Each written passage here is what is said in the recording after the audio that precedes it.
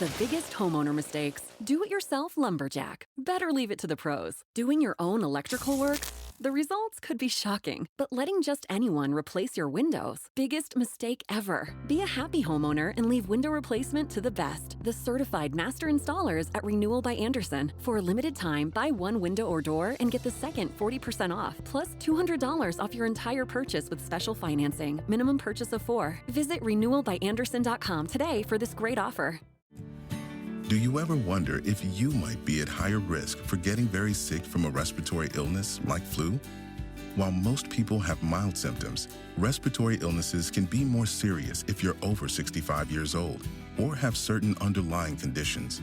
If you're in one of these higher risk groups and start feeling sick with a respiratory illness, get medical care as soon as possible. Talk to your doctor today about recommended vaccines. A message from CDC. It's not rocket science. Grayscale has been educating investors on crypto for over a decade. Grayscale. Invest in your share of the future. Investing involves risk and possible loss of principal. Visit grayscale.com for more information. Your sausage McMuffin with egg didn't change. Your receipt did. The sausage McMuffin with egg extra value meal includes a hash brown and a small coffee for just $5. Only at McDonald's for a limited time. Prices and participation may vary. A BetterHelp ad. Louis Capaldi partnered with BetterHelp to get word out about how important therapy can be.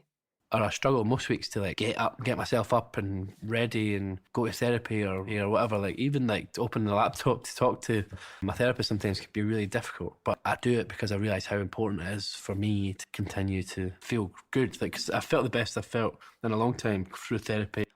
Learn more about online therapy at betterhelp.com. Stoveleg Media, igniting conversation.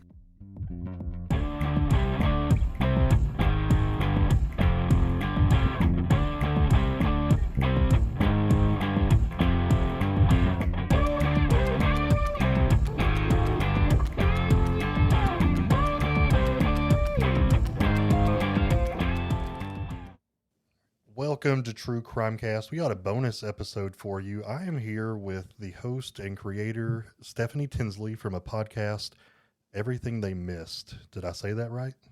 That's right. Everything They Missed. This is a podcast that is still ongoing. I think there's at least 4 or 5 episodes out right now with that bonus episode. So it is incredible, and it is an honor to have you on today. So I guess for our listeners who maybe have never heard of this podcast before, you want to give us like a elevator pitch about what it is about? Yeah. First of all, thank you for having me. I'm a big fan of your show. You have an episode that was released on September 2nd, the Greg Lance story that is close to me and this story, surprisingly. So I'm very excited to be on your show. So Everything They Missed is a story that happened in 2007. It's a savage murder in Memphis. The man who was murdered, his name is Danny Harris. And he was essentially left for dead and undiscovered for 2 months. Most likely, it was a very hurried and rushed investigation, and this podcast asks the questions why. He has 2 sons that were in law enforcement, and there's questions around that in a rushed investigation. There's questions around, did the right person go down for this murder? And the biggest question, if the wrong person went down for this murder, that means the real killer is still out there. The one responsible is still out there. And so my story, this podcast, is a narrative. It drops weekly, but it's a 6 to 10 episodes telling the story of what happened and answering the questions. And it's been a surprising twist of not just finding out, did the wrong person go down for this, but can this show, can my investigation determine who's responsible? And if so, can we do something about it? So this is my first podcast. I'm not an investigative journalist, although I've turned into one. And it's just been a really interesting ride to be doing this for the last year and a half. Yeah, the episodes that I've listened to so far, I would never have thought this was your first podcast. I think you are a seasoned pro already. And you said earlier that it's a narrative, but how quickly has it turned into an investigation, you know? Yes. So I want to be careful not to give any spoilers or anything like that, but you said, and it will be in the first episode that you'll hear, this guy Danny was found in his apartment, and they presume he was dead for 2 months. First off, that is just insane how someone could lay there for 2 months without someone noticing. But yeah, the hurry up job. You go into some details in episode 1 about just how much or how little was done. I mean, it was quite intriguing to see your perspective on that, and how many more questions did we leave with after episode 1? I mean, there's a lot more they could have done. I'll say that. Mm-hmm. And when you're writing and creating a show, you want to end on cliffhangers. I didn't have to try to find cliffhangers. Yeah. The story just lends itself when there was no DNA that was collected at the scene. There were very little fingerprints that were collected. A week later, there's police going back to find receipts for a TV, yet they uncover 3 bloody fingerprints that they had missed the week before. They realized that there were clothes in the washing machine. I think any of us that are true crime fans, you look in the washing machine. If it's a bloody crime scene, you look to see what's in the washing machine. And there were towels, and there were items in there that were missed. There were a lot of items that weren't collected. So from the very beginning, there's questions. Danny Harris's son, Chris Harris, worked for the Shelby County Sheriff's Department. Shelby County is Memphis. And he was invited to the scene. And so from the very beginning, I've been told by a lot of different detectives that I've interviewed, that's not by the book. Inviting a victim's son to the scene who is tied to law enforcement is not by the book. So it starts off with, this is a very gruesome scene. And why was it wrapped up so quickly? Yeah. And the son was called in, if I'm not mistaken, to identify Danny. But you've also got someone who hasn't spoke to their dad in 2 months. And for all we know, just because he's a cop doesn't mean he could also be a suspect. So from right off the bat, you can see how this investigation, the crime scene was not locked off. There's critical pieces of evidence that have not been fully, vetted or ran through DNA. I guess when I'm listening to this, I'm thinking, was obviously we have someone behind bars for this. Was that person tried before a jury, or did they take a plea deal? Because if I'm a jury member, just based on episode 1, there's still reasonable doubt in my mind. Mm-hmm. So 2 people went down for this murder. Two people were incarcerated. One person took a plea deal, and that comes pretty soon in the episodes. One person took a plea deal, one person did not. Yeah.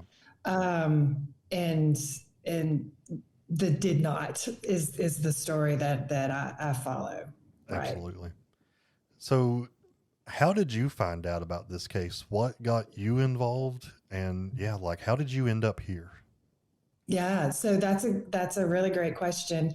And I think it goes back to one of your previous comments about it doesn't sound like this is my first podcast or my first time doing this. I have been a true crime junkie since before that was a known phrase. I have, since the 80s, I'll tell how old I am. I have read true crime books since I was little. I would sneak in and watch true crime shows. City Confidential was one of my first ones. I've seen every Dateline.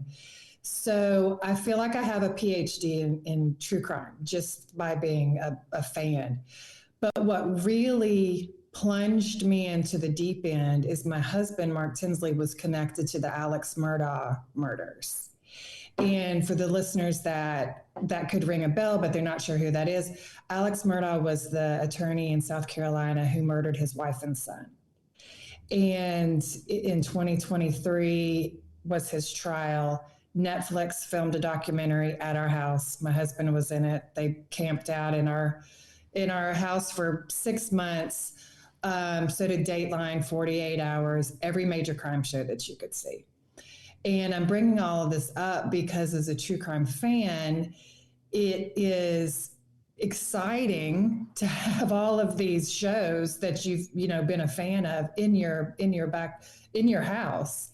And I was able to really study what a producer does, how these crime shows are made, what a director does, what it takes to create a great documentary, and what it takes to create a terrible news story. And so during that time, I really met some great journalists, and I really met some terrible journalists. And probably the terrible ones, the ones that I could tell they interviewed victims,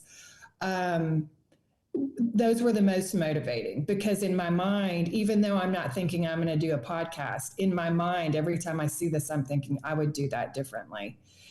So when the time came and the Alex Murdaugh trial was over and the dust settled, I had the opportunity to reflect on what had just happened to our family. I'd just been thrown into this true crime story, and it was horrific for all those involved. It was traumatic. And I had the opportunity to think, if I could find a story and tell it, how would I tell it? And I knew that I didn't want to force anything. I wanted something to pop up organically for me. And in episode 1, I tell the story of when my son gets in the car. And, I'd been looking for a case for several months. And one day my son gets in the car and says, my friend Lucy, who I know Lucy, in school theater, Lucy and all her little friends, I put their makeup on for the school play. So I knew Lucy. Lucy got up and told us about her dad, Jason Gishner, who's a lawyer. And for those, there won't be a spoiler alert, but you'll learn in episode 5 who Jason Gishner really is. But Jason is a lawyer. And my son told me about some of his work, and I thought, that's very interesting. And I went and talked to Jason, and he told me about a couple of cases. And he told me about the Greg Lance case, which you all covered just a few weeks ago, right? You all had, yeah. Am I right? I think I remember listening to it. Okay. And so he had told me about the Greg Lance story. And I spent about a month researching that. And for whatever reason, it didn't work out. And Jason told me about this particular case that I decided to dig into. And that's how it came about. It was a very organic, not forced. But once I heard the story, and now that you're getting a good look into it, it's just something I couldn't let go. I would imagine that for the people in the area where this happened, I bet that even though it was quite a while ago, they're still talking about it. But now this podcast is out. I'm interested to know, do you feel like the community in that area has heard about it, and what has their response been, if so? Well, so the murder happened in 2007, and quite shockingly, it was not a big news story, which is interesting because the victim had 2 sons in law enforcement. One works for the sheriff's department, one worked for the police department. So you would think a horrific murder where the man laid there dead for 2 months and his 2 sons were in law enforcement would be huge news. I could find very little about it. So that was intriguing to me. Why? Why wasn't more talked about? But lately, the Memphis community has gotten a hold of this, and I get responses from two camps. The locals, the everyday community, very excited to learn more, very interested to learn more. Law enforcement, there's nothing to see here, which is really interesting. Even as late as last night, I got a phone call and someone had just talked to one of the lead detectives in this story. And that detective said, shut it down. There's nothing to see here. Really? Really? So, and then when I hear community, so that's the Memphis community. But when I hear community, I also hear the true crime community. And I think you had mentioned that the production value of the story is so good. It is, because Tenderfoot, one of the best true crime networks out there, has partnered with me on that. And when Donald Albright, the CEO of Tenderfoot, heard about this story, immediately he said, I'm going to make time for this. I'm going to make time for you. This is important. So the true crime community, like you, when they listen to it, have really embraced this, because it's a very true crimey, dark story, but it's got all the twists and turns that you don't expect. Absolutely. I wouldn't be sitting here today without Tenderfoot. Some of their early stuff in Up and Vanished is what, made me want to do a podcast, because I've always loved true crime. But when I heard Up and Vanished, I was like, oh man, there is such a need for this. And still they have some of my other favorite shows of all time too. So yeah, you've got a lot of support, and it's awesome. What do you hope, what's your overall goal for this? I feel like I know, but I just want to hear it. What's your overall goal for this show? So my overall goal for this show is justice for Danny Harris. And the goal for the show has shifted from the very beginning. I believed at first the goal was to shine a light on, did the wrong person go down for this? And I think by answering the question or saying what I want the goal to be is justice for Danny, it solves that first question too. And I think that I'm hopeful that it's gonna happen. And as you see, as the episodes are unfolding, there are opportunities to either make that goal happen or not make that goal happen. And there's certain people that can make it happen and can't make it happen. One is the DA in Memphis. And so I think that we're going to have the ending that everybody wants, but there's also I'm going to release 6 episodes, and then we take a 2-month break, and then we come back. And in that 2 months, I don't know what's going to happen. And there could be something catastrophic that happens. And so we'll be reporting all of that. Yeah. Again, it's an incredibly well done show. I mean, in the show, you get to hear from the person who is in prison right now. Is that correct? That's right. So Andrew Hayes, he has been in jail since 2007, because when he went in for his 27-hour interrogation, he never went home again. Andrew has an IQ of 62, which is equivalent to a 3rd grader.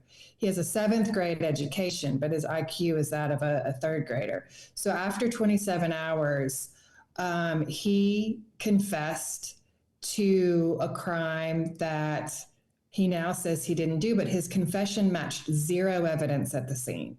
So he confessed to killing Danny on the back of the head, 2nd-story apartment, 2 weeks ago. And the evidence showed it was front of the head, not back of the head. There is no 2nd story. I've been to Danny's apartment, and it wasn't 2 weeks ago. It was 2 months ago. We knew that because of the pacemaker. So what he confessed to didn't match anything at the scene, yet he was tried and convicted. And I've spoken to Andrew. I've spoken to him several times. I've talked to him through his lawyer, and then I have visited him in jail twice. He's at the Northwest Correctional Facility in West Tennessee. I have never been to prison before. That was a new experience for me. And, but one that when I took this story on, I wanted to talk to everybody. And that meant talking to Andrew, talking to Andrew's family, talking to experts, detectives. So I went all in. I don't want to say I don't want to give anything away about your interview with him, but I will just point out for our listeners who haven't heard the show yet. I mean, he tells you why he confessed. And I think our listeners need to go check that out and just hear his voice, hear him in his own words tell you why he confessed. And I will point out also that, yeah, you mentioned the 27-hour long interview, none of which was video recorded or audio recorded. So we really don't know what was said to him in that interview, but obviously to anyone with at least a few brain cells, he was given information about the case that he either didn't remember or was incorrect, but they used that in his confession, and he is now serving his prison sentence because of that. That's right. You, I'm sure, have learned a lot more about this case than you knew initially. Is there anything that you're able to talk about that you would say is the most surprising things that you've learned? And maybe you can't because it's too big of a spoiler, but. No, I think I can address that without spoiling things. I think the biggest thing that surprised me was the access that I would be given.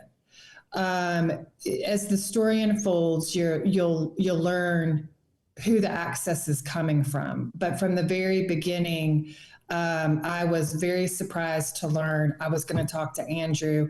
I was going to talk to family members, investigators that had never talked to anybody before, cops that had never talked to anybody before, prosecutors that had never talked to anybody before, and suspects. That was the biggest thing. So when you listen to the very first seconds of episode 1 and you hear that voice, when I also heard that voice, I thought, I've got to talk to this person. And so just having that access was surprising to me. And as the story unfolds, you'll see that there's evidence that points toward another person, that there is, a group that is saying, it is not Andrew, it is this specific person. And that person's family members shocked me when they all wanted to talk. And when they all wanted to say, we know Andrew is in prison for this, but our family member brags about this murder. Our family member talks about this murder. And that was a shock to me that not just one family member, but there's at least 4 that contacted me and said, we know that you're doing this podcast.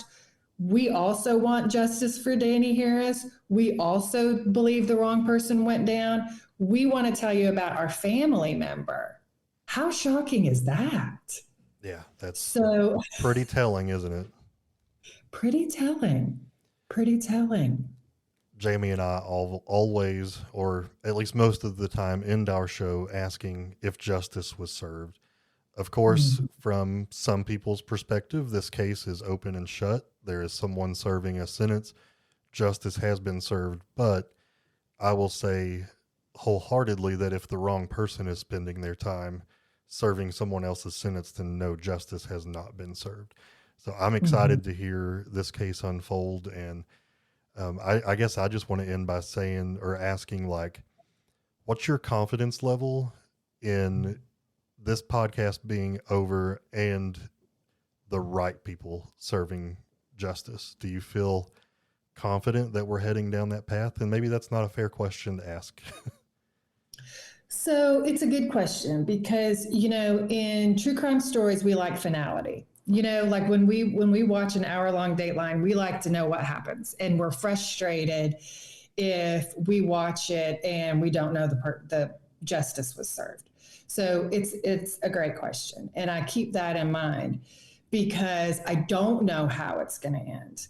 What I do know that even if you've already caught up to episode 4, you still don't know because all of this is coming in episodes 7 through 10.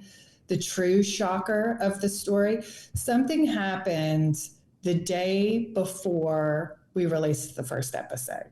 I get a message on X, totally unexpected, that said, I want to be part of the story. I want to talk to you.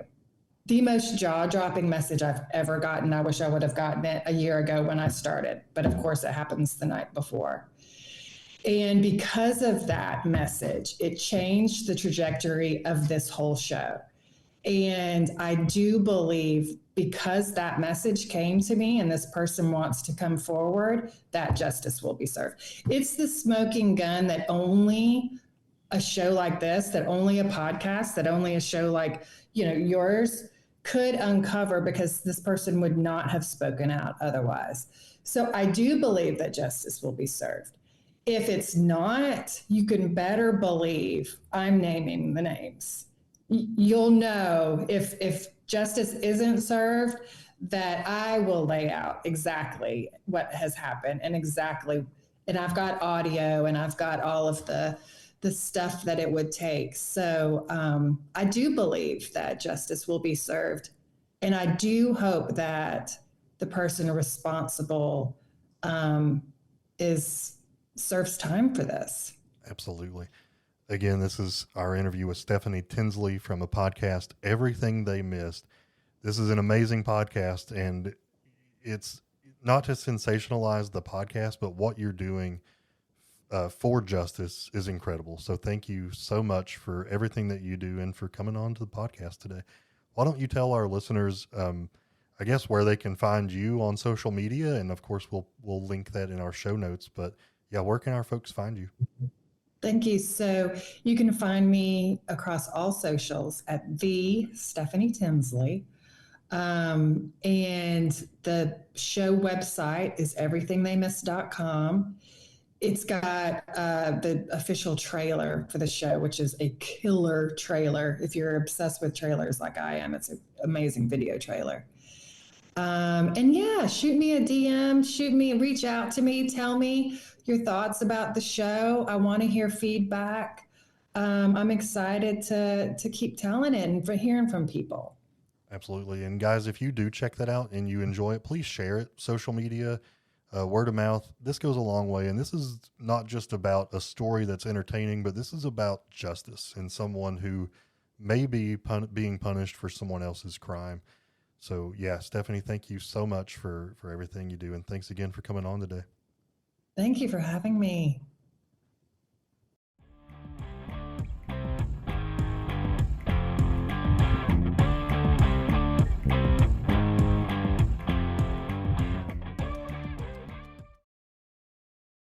Here's a question. How can you keep from getting sick with a respiratory illness this season? The good news is, everyday actions can help you stay well and stop the spread. Wash your hands, take steps for cleaner air, and try to avoid close contact with people who are sick. And talk to your doctor about what vaccines may be right for you, so you can help keep yourself and your loved ones healthy. Learn more at cdc.gov/respiratory-illnesses. A message from CDC. Need to restock inventory, cover seasonal dips, or manage payroll? OnDeck's small business line of credit provides immediate access to funds, up to $200,000, exactly when your business needs it. With flexible draws, transparent pricing, and full control over repayment, you can tackle unexpected expenses without missing a beat. Apply today at ondeck.com, and funds could be available as soon as tomorrow. Depending on certain loan attributes, your business loan may be issued by OnDeck or Celtic Bank. OnDeck does not lend in North Dakota. All loans and amounts subject to lender approval. Corporate megastores are spending millions lobbying D.C. politicians on one-sided policies that send small businesses tumbling. They want to enact harmful credit card mandates that take resources away from your local credit union and community bank, leaving Main Street businesses with less access to credit, making it harder for your family to pay for everyday goods like gas and groceries. Tell Congress to guard your card and oppose the Durbin-Marshall credit card mandates. Paid for by Electronic Payments Coalition.